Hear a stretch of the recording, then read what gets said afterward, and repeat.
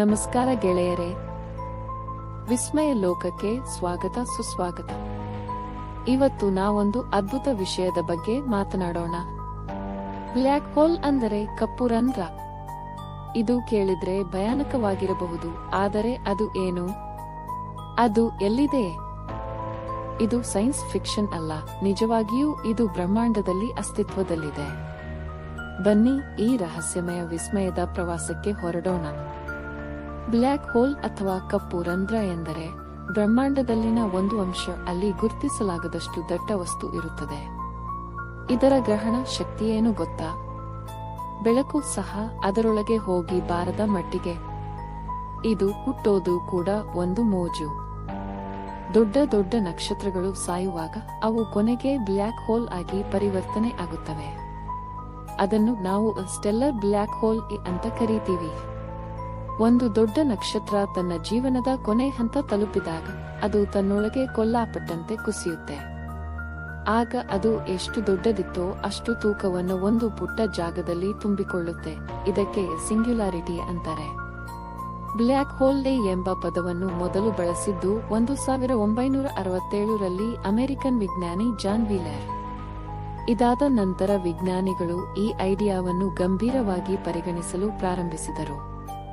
1970ರ ದಶಕ black hole ಬಗ್ಗೆ ಬಹಳಷ್ಟು ಮಜುವಾತ್ಮಕ ಅಧ್ಯಯನಗಳು ಆರಂಭವಾಯಿತು. ಈ ಸಮಯದಲ್ಲಿ ಸ್ಟೀಫನ್ ಹಾಕಿಂಗ್ ಬ್ಲ್ಯಾಕ್ ಹೋಲ್ಗಳ ಥರ್ಮೋಡೈನಾಮಿಕ್ಸ್ ಮತ್ತು ಹಾಕಿಂಗ್ ಕಿರಣಗಳು ಎಂಬ ಹೊಸ ತತ್ವಗಳನ್ನು ಪರಿಚಯಿಸಿದರು.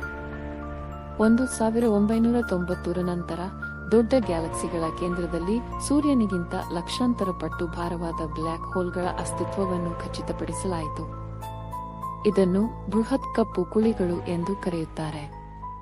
2019ರ ಏಪ್ರಿಲ್ 10ರಂದು ವಿಜ್ಞಾನಿಗಳು ಮೊದಲ ಬಾರಿಗೆ ಬ್ಲ್ಯಾಕ್ ಹೋಲ್ನ ಫೋಟೋ ತೆಗೆದರು.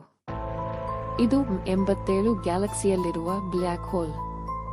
ಈ ಸಾಧನೆ ಈವೆಂಟ್ ಹರೈಸನ್ ದೂರದರ್ಶಕ ತಂಡದ ವಿಜ್ಞಾನಿಗಳ ಯಶಸ್ಸು. ಹಾಗಾದರೆ ಈ ಕಪ್ಪು ರಂಧ್ರದ ಸುತ್ತ ಇವೆಂಟ್ ಹೋರೈಜನ್ ಅನ್ನೋ ಲೈನ್ ಇರುತ್ತದೆ.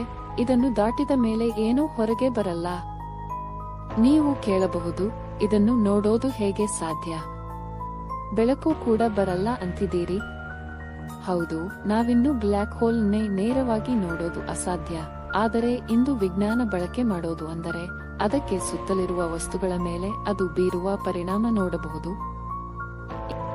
ಹೀಗಾದರೆ ಗೆಳೆಯರೇ, ಬ್ಲ್ಯಾಕ್ ಹೋಲ್ ಅಂದರೆ ಕೇವಲ ಒಂದು ಭಯಾನಕ ರಂಧ್ರವಲ್ಲ, ಅದು ಸೃಷ್ಟಿಯ, ಕಾಲದ ಮತ್ತು ವಿಜ್ಞಾನ ಸಾಮರ್ಥ್ಯದ ಒಂದು ದೊಡ್ಡ ಉದಾಹರಣೆ.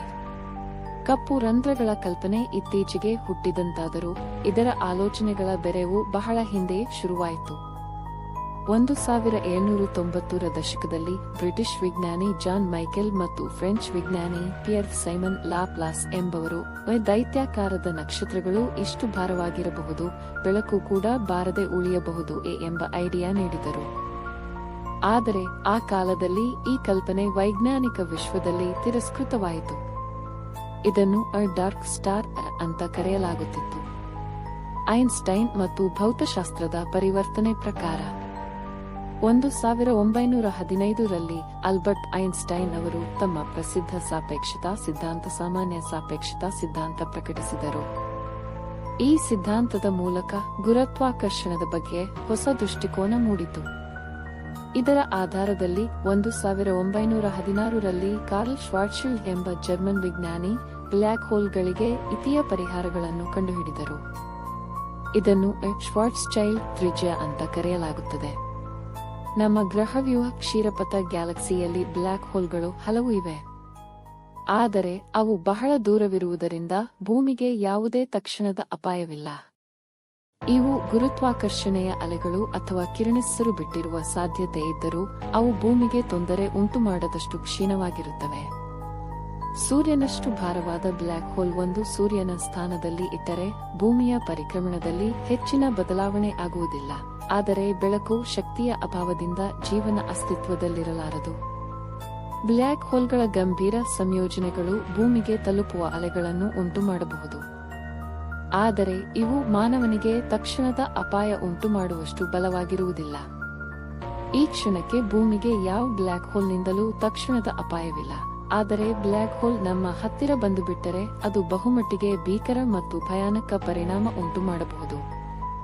ನಿಮಗೆ ಈ ವಿಡಿಯೋ ಇಷ್ಟವಾದ್ರೆ ಲೈಕ್ ಮಾಡಿ, ಶೇರ್ ಮಾಡಿ ಮತ್ತು ಚಾನೆಲ್ಗೆ ಸಬ್ಸ್ಕ್ರೈಬ್ ಮಾಡ್ತಾ ಇರಿ. ಮತ್ತೆ ಭೇಟಿಯಾಗೋಣ ಒಂದು ಹೊಸ ವಿಜ್ಞಾನ ಯಾತ್ರೆಯಲ್ಲಿ. ನಮಸ್ಕಾರ.